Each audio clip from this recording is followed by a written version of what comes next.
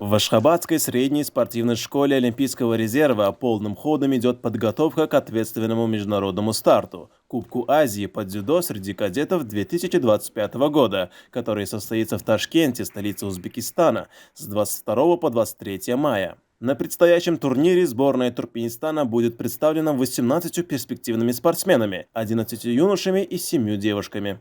6 из них, 5 юношей и 1 девушка, являются воспитанниками именно Ашхабадской школы Олимпийского резерва. Их целеустремленные тренировки и сильный настрой на победу являются важным фактором успеха всей национальной команды. Ожидается, что Кубок Азии среди кадетов в Ташкенте соберет 320 талантливых спортсменов из различных стран азиатского региона, 218 юношей и 102 девушки. Соревнования обещают стать площадкой для напряженной борьбы за награды в представленных спортивных дисциплинах.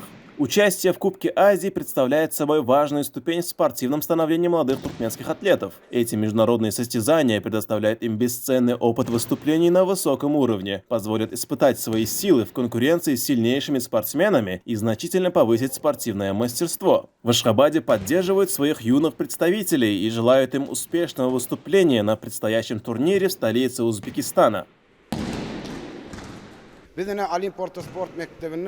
İki wagtyna türgenleşik sapagyny geçýär. Ýerden öýlen türgenleşik geçmek üçin hemme şertler döredilen. Häzir öňümizde ýarşlar ken, uly depkinlik bilen şolara taýinlik görýär.